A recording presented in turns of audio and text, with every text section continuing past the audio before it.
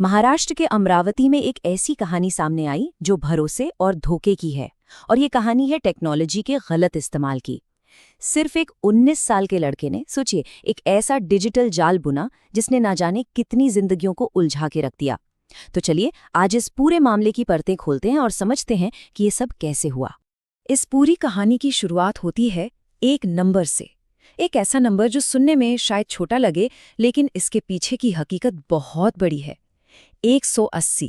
जी हाँ, 180। ये कोई मामूली आंकड़ा नहीं है। ये उन लड़कियों की अनुमानित संख्या है जिन्हें इस खतरनाक जाल का निशाना बनाया गया था। और अगर आपको लग रहा है कि 180 का आंकड़ा ही डराने वाला है, तो जरा रुकिए।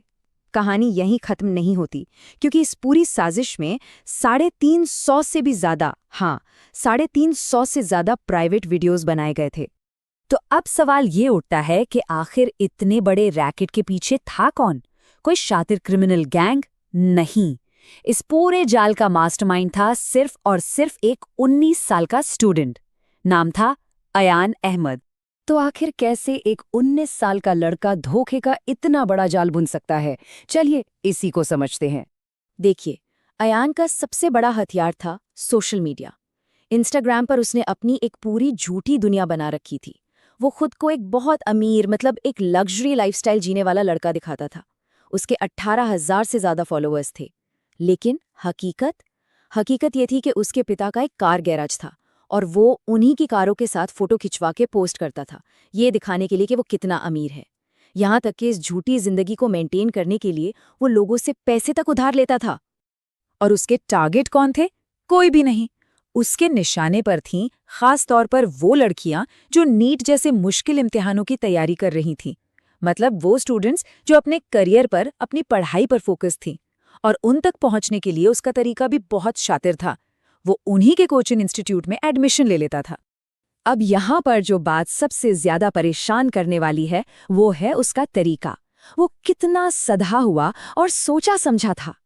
देखिए, ये कोई 1-2 दिन का खेल नहीं था। ये एक पूरी प्लानिंग थी। सबसे पहले स्टेप 1, वो सोशल मीडिया पर कनेक्ट होता था। फिर, और ये बहुत ज़रूरी है, वो 4 से 5 महीने लगाता था सिर्फ भरोसा जीतने में। सोचिए, महीनों तक वो एक अच्छा दोस्त बनकर रहता, और जब उसे लगता कि अब सामने वाला उस पर पूरी तरह से यकीन करने लगा है, तब वो अपना अगला कदम चलता था। उन्हें किसी प्राइवेट जगह पर बुलाना और फिर जाल में फंसा लेना। उन प्राइवेट मुलाकातों में वो छिपे हुए कैमरों से सब कुछ रिकॉर्ड कर लेता था। और बस एक बार वीडियो बन गया तो फिर शुरू होता था ब्लैकमेलिंग का घिनौना खेल। वो इन्हीं वीडियोस का इस्तेमाल करके और ज्यादा डिमांड्स रखता था। एक ऐसा जाल जिससे निकलना लगभग नामुमकिन था। लेकिन कहानी में एक और मोड़ है। अयान ये सब अकेले नहीं कर रहा था, और यहीं से, इसी मोड़ से उसकी पूरी साजिश का पर्दाफाश होना शुरू हुआ। इस पूरे खेल में उसका एक पार्टनर भी था, उसका दोस्त उज़ैर खान। और अब जो बात सामने आई वो और भी ज्यादा चौंकाने वाली है। अयान और उज़ैर, ये दोनों दोस्त, एक दूसरे के साथ एक अजीब और घिनौनी कंपटीशन कर रहे थे। एक होड़ लगी थी कि कौन ज्यादा लड़कियों को अपने जाल में फंसाएगा, कौन ज्यादा वीडियोस बनाएगा। अयान तो अपनी कामयाबी के सबूत के तौर पर वीडियोस उज़ैर को भेजता भी था। और जैसा कि अक्सर होता है, अपराधियों की दोस्ती ज्यादा दिन नहीं टिकती। इन दोनों के बीच किसी बात पर झगड़ा हुआ, और फिर बदला लेने की आग में उज़ैर ने अयान को बर्बाद करने के लिए वो सारे के सारे वीडियोस, हाँ, सारे वीडियोस ऑनलाइन लीक कर दिए। सोशल मीडिया पर, न्यूज़ चैनलों पर, हर जगह फैला दिए। जाहिर है, इन वीडियोस के लीक होने से पीड़ितों की जिंदगी में तो तूफान आ गया। लेकिन इसी लीक की वजह से ये पूरा घिनौना खेल दुनिया के सामने भी आ गया। वीडियो वायरल होते ही अमरावती पुलिस फौरन हरकत में आई। अयान अहमद और उज़ैर खान दोनों को गिरफ्तार कर लिया गया। जिस फ्लैट में ये सब होता था उसे सील कर दिया गया, और तो और उस फ्लैट के मालिक को भी अरेस्ट किया गया।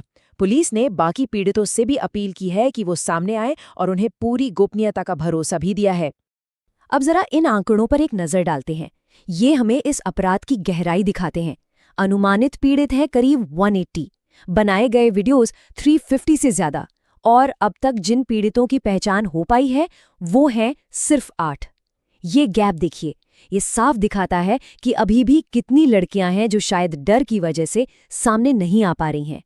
तो इस पूरी कहानी से हमें सीखने को क्या मिलता है?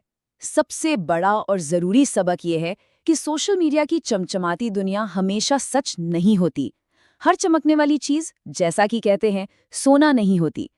किसी की ऑनलाइन प्रोफाइल देखकर उस पर आंखें बंद करके यकीन कर लेना बहुत बहुत खतरनाक हो सकता है। और एक बहुत जरूरी बात जो इस मामले में भी सच साबित होती है, किसी भी अपराधी की ताकत आपकी खामोशी है। जब तक कोई आवाज नहीं उठाता, तब तक ऐसे अपराधी और भी मजबूत होते जाते हैं, उनकी हिम्मत बढ़ती जाती है। तो आखिर में ये पूरा मामला हम सबके सामने एक बहुत बड़ा सवाल छोड़ जाता है। अगर खामोशी ही अपराधी की सबसे बड़ी ताकत है, तो क्या इस चुप्पी को तोड़ना, आवाज उठाना ही इस विशिष्ट साइकिल को खत्म करने का एकमात्र तरीका नहीं है? ये सोचने वाली बात है।